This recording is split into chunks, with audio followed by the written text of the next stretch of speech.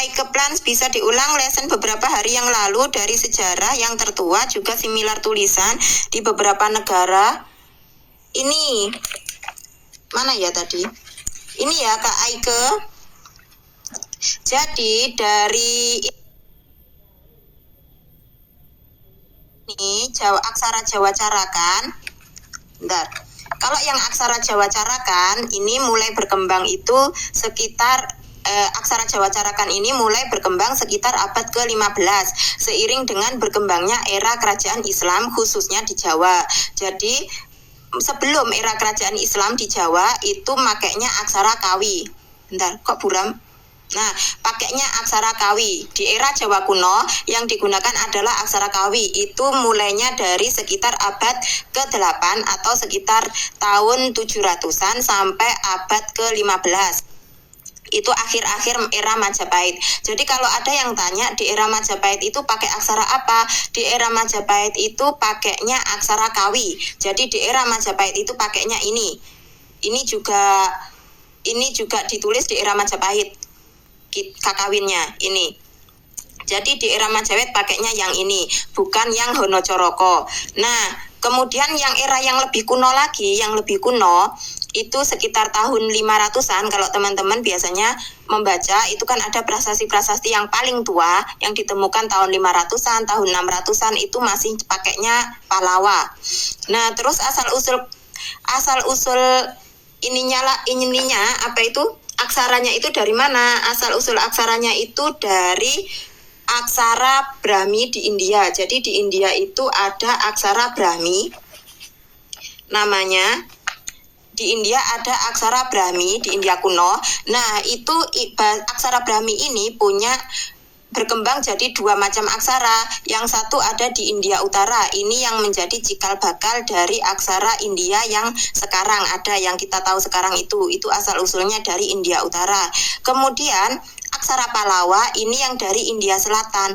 Nah, yang di India Selatan ini kemudian dia berkembang ke seluruh aksara-aksara di Asia Tenggara. Nah, termasuk kalau yang masuk wilayah Nusantara kuno itu ada aksara Kawi. Kemudian aksara-aksara lain di Asia Tenggara itu antara lain adalah aksara Baybayin itu di Filipina itu turunan dari Kawi juga. Kalau yang lain itu ada aksara Khmer, terus yang kemudian Mon Burmese, kemudian aksara Thailand. Jadi yang di Myanmar, Burma, Laos, Thailand, terus Champa, Kamboja kayak gitu itu bersaudara dengan aksara Kawi, sama-sama turunan dari aksara Pallawa. Kemudian juga aksara Kawi ini kemudian menurunkan aksara-aksara di Nusantara. Aksara-aksara di Nusantara yang turunan dari aksara Kawi itu misalnya ada aksara Jawa, Carakan, Honocoroko itu, kemudian aksara Bali yang juga mirip sama aksara Jawa. Terus sebentar ya, saya tinggal. Maaf. Nah, terus juga ada aksara-aksara yang kayak di Lombok ada aksara Sasa dan aksara-aksara lain di Nusantara. Bentuknya seperti apa? Ini ya, sebentar saya carikan dulu bukunya.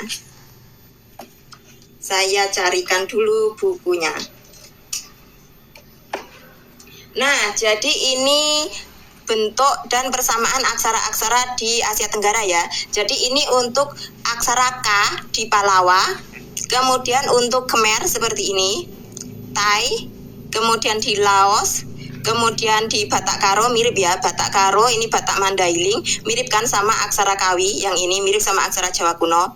Kemudian yang mengembang dari aksara Jawa kuno itu ada aksara Carakan, Jawa Carakan, Honocoroko, kemudian aksara Bali. Nah, kemudian ini ada aksara Sunda Kawali. Ini juga mirip banget sama aksara Kawi, masih mirip sama aksara Kawi yang ini. Kalau yang ini Sunda yang dibakukan sekarang kayaknya kalau nggak salah. Kemudian ini Rejang, ini Lampung, aksara Lampung juga masih mirip dengan aksara Kawi karena memang masih keturunan dari aksara Kawi. Nah, ini yang nurun dari Pallawa ini Baybayin, ini Syam, Mon Burmese ini. Kemudian ini yang agak berbeda, tapi memang kalau secara silsilah aksara itu masih termasuk turunan dari aksara Kawi, cuman memang bentuknya sudah agak berbeda, kayak gitu ya. Ini aksara-aksara di Nusantara, di Asia Tenggara, nggak cuma di Nusantara. Tuh kelihatan kemiripannya kan, gitu ya. Nah, itu ada koreksi dari Pak Sri Anggono. Brahmik Utara juga berkembang di Asia Timur, beberapa ada di Mongolia, kayak gitu.